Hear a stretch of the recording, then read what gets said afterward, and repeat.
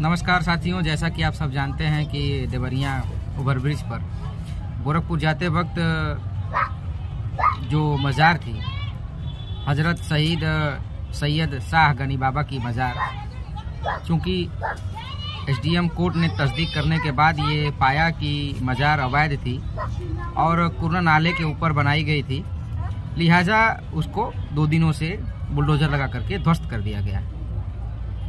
और पूरी media coverage आप लोगों ने देखी होगी और पूरा जो मज़ार को लेकर के जो चल रहा है 2-3 दिनों से सोशल मीडिया पे, वो सब आपको पता ही है।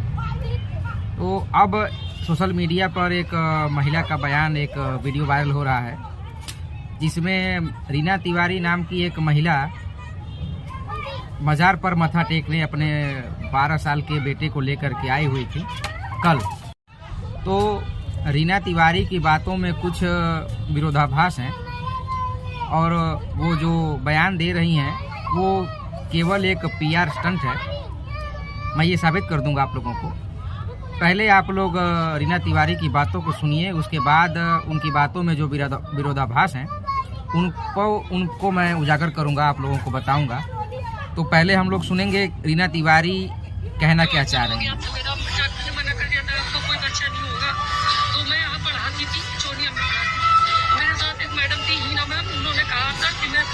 समय वहाँ थी तो ऐसा हुआ कि मतलब मैं तो धो चुकी थी, मैं बहुत रो रही थी। तो उन्होंने पूछा लंच में कि मैम क्या हुआ आपके साथ।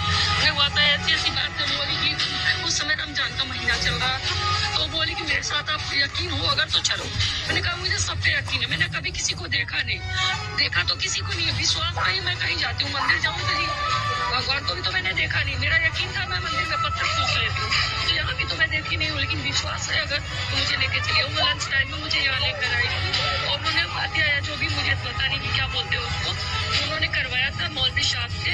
और उन्होंने मन्नत करी थी कि जब आपको बच्चा होगा तो आप यहाँ चादर चढ़वाएंगे और बच्चे को दर्शन कराएंगे। और मेरी ये गलती है कि मेरा बच्चा 12 बरस तक हो गया, मैं नहीं आ पाई थी। और फिलहाल मैं 1 महीने से गोरखपुर थी, मेरी भतीजी हुई थी, तो वहाँ मुझे पता चला कि मतलब ये टूट रहा है, तो मैं वहाँ से भागे आई। रात में आई हूँ, वैसे बोली कि चलो पहले हम लोग वहाँ जब मजार पे चढ़ाते हैं। मेरे हस्बैंड पंडित है, वो मुझे कभी आने नहीं देते यहाँ। मैंने कई बार उनसे कहा था तो उन्होंने कहा कि मुझे जाना है, जब मैं नहीं जाऊँगी। तो इसलिए मैं अपने हस्बैंड को बताई नहीं हूँ। मार्केट में आया, पूछे क्या काम है, मैंने कहा मुझे शॉपिंग करनी है। तो मेरी शॉप है, मेरी मकान, वहाँ चले गए और मैं बच्चे को लेकर सीधे यहाँ ऑटो रिजर्व करके आई, तो नीचे आ गई हूँ। और मैं तो जैसा कि आप लोगों ने रीना तिवारी की बातों को सुना जो मीडिया को बाइट दे रही हैं, इससे साफ समझ में आता है कि रीना तिवारी पढ़ी लिखी हैं और आगे वे कहती हैं कि वे शिक्षक हैं, वे प्राइवेट स्कूल टीचर हैं और उनके हस्बैंड पंडित हैं और उनकी देवरिया में शॉप भी है। तो और उनके हस्बैंड के वो नहीं चाहते कि वे मज़ार पर जाएं, इसीलिए वे 12 वर्षों से मज़ार पर नहीं आ पाई। अचानक वे गोरखपुर जाती हैं और गोरखपुर में मज़ार के टूटने की खबर टीवी पर देखती हैं, सोशल मीडिया पर देखती हैं और फिर वे आकर के अचानक से आनन फानन में पहुंच करके और अपनी मन्नत पूरी करती हैं, अपने बेटे से मत्था टिकवाती हैं और मीडिया को अपने बारे में बाइट देती हैं, अपनी पूरी जीवनी, अपनी पूरी पटकथा वे मीडिया को सुनाती हैं। तो यहाँ विरोधाभास ये है कि रीना तिवारी का जो सुपुत्र है, भगवान के आशीर्वाद से वो 12-14 वर्ष का दिखाई दे रहा है। तो इन 12-14 वर्षों में क्या रीना तिवारी को मज़ार पर आने का समय नहीं मिला? जिस प्रकार वे अचानक से अपने पति को कह करके कि वे देवरिया शहर की ही रहने वाली हैं, लिहाजा मज़ार उनसे 2 या 1-2 किलोमीटर से अधिक की दूरी पर नहीं होगी, वे चाहती तो पैदल कभी भी आ जा सकती हैं।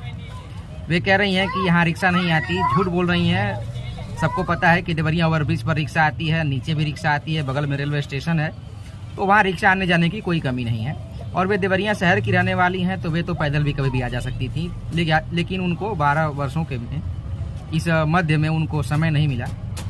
और अब जब अचानक मज़ार टूट रही है तो फिर वे आकर के मीडिया में पूरी अपनी जो है जीवनी और अपनी जो कथा है वे सुना रही हैं। पूरी तरह से ये पीआर स्टंट है, सोशल मीडिया पर वायरल होने के लिए खुद को, इसके अलावा इसमें कोई दूसरी सच्चाई नहीं है। रीना तिवारी कुछ व्यूज़ पाना चाहती हैं, अपने आप को वायरल करना चाहती हैं, इसके अलावा उनका कोई उद्देश्य नज़र नहीं आता। लिहाजा रीना तिवारी वाली जो बात है वो पूरी तरह से पब्लिक स्टंट है, इसके अलावा कुछ भी नहीं है। और आप लोग इस वीडियो पर रीना तिवारी की बातों पर आपको कितनी सच्चाई समझ में आती है और मेरे वीडियो पर आप लोग का क्या रिएक्शन है, ज़रूर आप लोग कमेंट करके बताइएगा। बहुत बहुत धन्यवाद।